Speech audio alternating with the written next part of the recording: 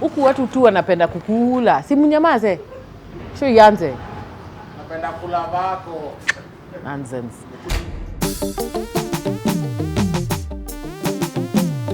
Well, welcome to Kalekye Mumo Live Uncut, and you know how it is, man. First of all, looking all dapper, feeling all nice. Yes, this is where all the magic happens every single Monday. We do an amazing live show on Facebook and Instagram, and then we come and give you a nice version for the YouTube. Yes, and this particular week, we were at the amazing spa restaurant located at the Sun and Sons Hotel in Westlands, and let me just tell you, lots of beautiful sights and sounds, and the food. But we'll talk about the food. The food. Let me just be honest. Ribs, ribs, ribs. Just ribs, more ribs, and ribs. Yeah, just for you. I love it. And so this week, I got the opportunity to sit down with somebody coming all the way from down under Australia, Sydney. Yeah, to come and share his story. He is a man of God. He's a pastor. But he went through quite the journey before he got to be who he is today. And he couldn't get my name right. Can we get a round of applause? Woo! Thanks so much. What's up, man? Say it again, my name. Yeah, you got it, man. Let's hope you will get it all through the show. I will try. Man, a pastor, tattoos, atiaje, so now, because I know you're thinking what I'm thinking. And we are African. Lakini Abu, we hear this one. You know, this guy has tattoos, and I'm just wondering. Me, the last time I checked, the pastors I know, they don't got these things. I don't know about you guys, but the ones I know is not happening. So, first of all, tell me how these tattoos came about. Well, I grew up very much involved in kind of punk music and skateboarding, and that scene was very kind of formative for me in my life, and so growing up I looked up to a lot of people, and they would express themselves through body art, and particularly as I grew in my faith and understanding who I was, I just felt that it was a really powerful way of telling a story, telling my story of connecting with God, of discovering who I am, and so over the years you've added them on as you added to the collection, and have you gotten any how do I say, backlash for having them? Have people, maybe in Australia they're okay with it, but I don't know how it's been since you landed here. Yeah, I haven't had backlash here. I don't know, maybe I haven't heard anything, but I mean, there's always people who respond differently to people who look a bit different and maybe don't fit the mold of what's expected of a pastor or even of a Christian. But generally for me, I know that over time to show who I am, my character, is more important, and I think we can all learn from not just judging someone by how they look and having preconceived ideas of that, but actually getting to know someone and understanding that they are people. That's right. I think one of the biggest things that define who a man is his socialization to his father, his relation to who he calls dad, who he looks up to. So to imagine that you can be rejected as a son, and not just by being abandoned, but more like being told, I don't know you, okay, don't listen to me, just listen to this. So I grew up in Australia. When my mum was pregnant with me, my dad left, so I never really knew my dad. I met him a handful of times through my life, and that just meant that from the beginning, home life was pretty unstable. There was different relationships that were hurtful to our family, to my sister and myself, and my mum, that were abusive in different ways. There was a whole lot of, I guess, upheaval. By the time I left home at 18, I'd lived in 27 different places. Whoa. A lot of that was government housing. There was some refuges in there, and just moving around a lot, which meant that you feel unstable. Your roots don't go down. You struggle to know who you are. And my mum would tell me stories about him until you build them up as this kind of a hero. And I remember, I'm pretty sure it was my 4th birthday.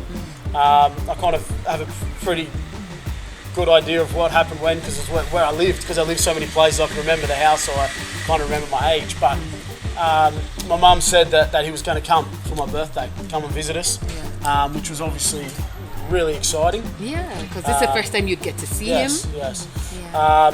And yeah, I remember just getting ready, getting excited, and then I think it was the night before, my mum got a phone call from him saying that he's no longer able to make it. And I remember that was the first time that I really felt betrayed. I think before that, you kind of go, well, this is normal. I don't have a dad, that's how it is. But all of a sudden, there was an opportunity to meet and connect, and that didn't happen. And I met him a few years after that.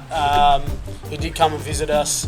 And then when I was 15, my sister and I tracked him down through the government. We had no idea where he was. And one night we got a phone call, and again, we connected a handful of times, but for some reason, him and my sister kind of built quite a good relationship, but there was never really something between him and I. And then, I don't know, 5-6 years later, I got engaged, and I invited him to my wedding, and kind of thinking now we can just kind of get to know each other man to man. Right, because this is that stage where you're about to become, somebody's husband. Exactly, I'm starting my own family, my own legacy. I remember inviting him to my wedding, and one day I got home from work and I had a letter in the mailbox. Emails existed, he just mustn't have known how to use them. Because I think it's the last letter I received in the mail. My God. It took me a while to figure out how to open it.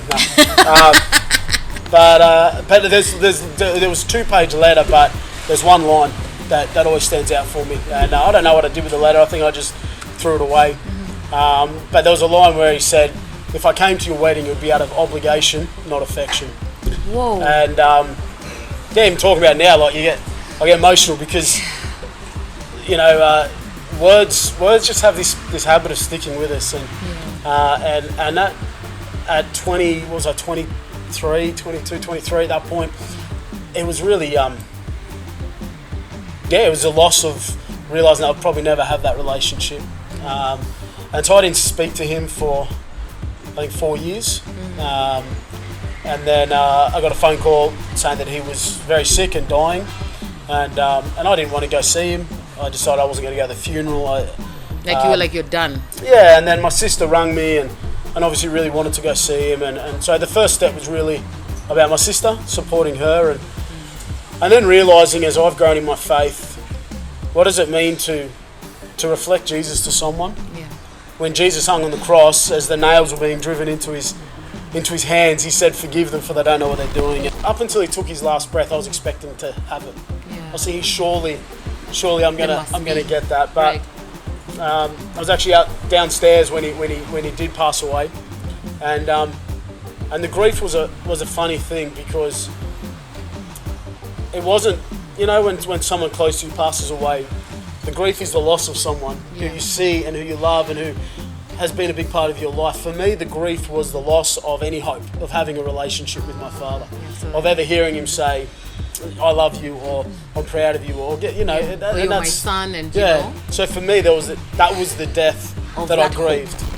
You've mentioned that at some point you've come to feel a little bit different the way you handle your sister. I know you've mentioned her with a lot of love. You've been there for her. So are you guys, your relationship with your sister, is it tighter? Close. You're close? Yes, we're very close. Yeah. We definitely, like anyone, we have to work through things and things like that. But my sister's an amazing woman, and I'm so proud of her for who she's become, given what she's been through. Yeah. She's been through a lot of stuff as well. Okay. And she's really strong, and she's a beautiful mother. She's got 3 kids. And wow. So, she's someone who definitely inspires me, as does my mum. Yeah. So a lot of strong women like yourself in my family. Is it bad to be a strong woman? Because I feel like there's some people who are, always tell me, your strength scares us. And I'm like, I thought it would build us. I don't know. The only thing that scares me about you is your name. Because I already forget how to say it. Try again. Hang on. Kalekye. Okay, do this. Just call me K. K. Right. The hardest journey for me was, so prior to becoming a pastor, was the husband and father journey. Oh, you started first. Yeah, so I got married. I got married at the same time I started as a youth pastor. Okay. But that was I I felt like I had no idea how to be a husband. I hadn't seen it done well, and that was one of the beautiful things I encountered at my church was marriages that were strong, husbands who loved their wives and fought for their wives and stood by their wives and their children, and so people opened their homes to me and invited me into that, but I was so scared. Yeah, I can imagine. And then again having my first son in 2014, Abel. And I remember after 24 hours, we were still in the hospital. And I remember turning to my wife, Casey, and saying, I've spoken to him more in 24 hours than my dad did my entire life. Oh my goodness. And it actually brought a lot of things to the surface for me. So as a man who went through rejection, he started to build up anger because he could see things happening to his mom that were not making him happy. He started, letting that anger out. And then next thing you know, he's the type of guy who's also working in centers that are helping people who are like him. This was interesting. So I was angry. I remember probably at that age 4 was a time I remember feeling angry. And you were angry at 4 after that? Just that kind of hang on, like that betrayal and that. Okay. Probably a little bit of that loss of innocence. Yeah. And then from there were several abusive relationships, as I said, and so I would see violence and I would see a lot of anger. I'd see my mum get hurt, and that just, I think eventually you become, if you're not careful, you can become the very thing you hate, because the hate builds up. And you're hating something you can't control because that's right. Your mum is older. These are people who are older, so you choose aggression outside. Yeah. And I hated seeing my mum hurt. My mum is one of the most beautiful women. She always I know that every decision she ever made was for us and was a desire for us to have a better life. But unfortunately, sometimes when people are vulnerable, people take advantage of that. One of the hard things was that a lot of the guys she met were in church and would talk about, being Christians and maybe people of influence in that world. And so you hope for the best, but then what happens? Yeah. So I remember kind of a man she was married to for a few years, who she actually had a son with. So I've got a younger brother who's 10 years younger than me. Right up while they were dating, it was amazing. He'd come home and he'd come over and he'd bring us gifts and he'd just so. And then I remember on they get back from their honeymoon, and me and my sister were so excited. I can still remember I was probably 8. Okay. And I'd never called anyone dad up to this point. And I remember the whole time they were away, I'd been gearing up. To say dad? Just going, man, And I remember on my top bunk, do you have bunk beds here? Yeah, we do. Yeah. I was on top bunk, and I remember they'd come home and said hello, I'd gone to bed. Yeah. And I remember getting the courage up and yelling out, I needed something, I don't remember what. Yeah. But yelling out, Dad! And I remember he came in and he was so angry. I said, what do you want? And it really closed my spirit. Yeah. And that was the one time in my entire life I'd called anyone dad, before or since. There was a moment I remember when I had a big fight with my mum. It was maybe a few months after starting to connect in a church, and this was the moment where I realised I'd become the very thing I hated. We had this big argument. I actually pushed my mum, and I remember just going into my room, just broken, just going, I've crossed there's something's happened here that I swore I would never do, and I'd seen that, and I swore I'd never be that. There come a time, even when you've planned to win, and by the way, I planned to win this game. I've played it before, so when I saw caps, I said, ha ha ha, I's gonna win. Then this happened. So you use your mouth. I'm gonna put a timer. How much time? A minute, under a minute. Oh. Yeah. So can we stand up? So Does it matter which direction we are facing of the table? We just need to find a suitable place. As long as you build your pyramid and 5. Okay, so can we stand first? Are we able to stand now? Can we stand? Yeah. Okay. Okay. Guys, are you ready? I feel like I'm representing an entire country. Australia versus Kenya. Right. Australia versus Kenya. Okay. This is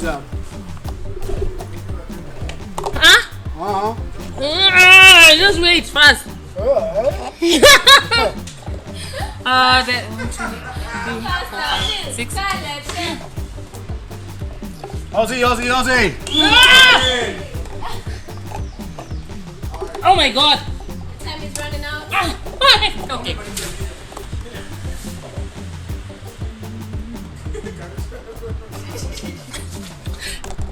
Guys. Help! Okay. No, guys, please. And guys, Oh God. just a few seconds. I can't do this. It's falling. Just a few seconds, guys. Okay. I don't want to wreck mine. I'm good. This is sadly better than that. Stop. Wow. It's pretty good. I mean, I was trying to align them. I really. Is better. Oh, no. Still better. That's the worst part. Guys. Which pyramid is Guys. Who gave the pasta the chili? Who? Why? Aye, ban. No! Can we get that bottle of chili No, sauce? okay, Claire? wait, guys, wait. Chili sauce. Chili sauce. I've got a cup here. So what's gonna happen? I'm just going to put this in a cup and you're going to drink it. It's pretty simple. Oh my God. Wait. Guys, can we have water near us? Water? No, yogurt. I need some natural. Okay, that's enough. No. That's okay. No. Oh my God. Okay, can I get yogurt on hand because I will die? No, he's adding. 30 Guys, seconds. this is a lot of chili. Huh? Shot. This is a lot of chili, and I have ulcer situation. So if I don't get Oh yogurt, no, I'm not ulcer drinking it. situation. I do. Crew, so am I allowed to just say no to this shot? These guys don't love me. And it's hot sauce. It's really hot sauce. Okay, guys, if I can't do the rest of the show after this, producer, you're sitting here to do the show. Yes, because you want me to suffer. Man's not hot? You Okay. got it. Woo!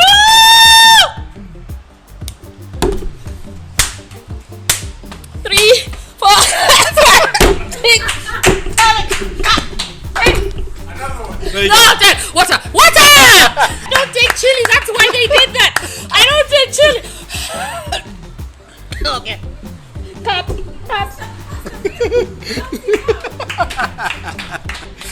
Can someone say cut? Being a single mom, I think is one of the biggest roles, and I admire all the women who are out there single moms. I know for a fact that's one of the things I've been afraid of all my life, because it was drilled into me that you will not bring a child here without a husband. Yeah. And it was a threat. I'm sure you're just hanging out because you're going to get pregnant and bring your child here. So I know the fear that comes with it. And so I had to ask Pastor Phil what his message was to single moms, and it was amazing. Check this out. What I'd say is single mums are the most amazing, strong people. And particularly since having kids, the realisation I've had of what my mum went through, and I saw her treated differently at times by people who professed Christianity because of that situation. And I just want to say to you, like, I just think you're amazing, and God loves you. And even when we feel really alone, He's always there, and you can always trust God. And there is no place that you cannot go because you're a single mum. It doesn't make you less. It doesn't mean you've got any less to give.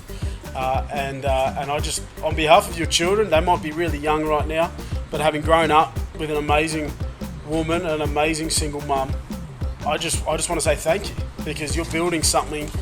You're building into this single most important thing you could, and that's the next generation. And you've stood firm when maybe your partner has walked away, and that takes strength. And so just keep at it. Find a good community that's going to love you and cheer you on. And that's it, guys. I mean, what a story, what a journey, and what encouragement. Pastor Phil, all the way from Hawkesbury. You have to say it like that, Hawkesbury. I know a pastor somewhere who couldn't get it right. Anyway, Hawkesbury, Sydney. That's a Hawkesbury Baptist Church. Yes, in Sydney. It was fantastic to have him. It was fantastic to hear his story.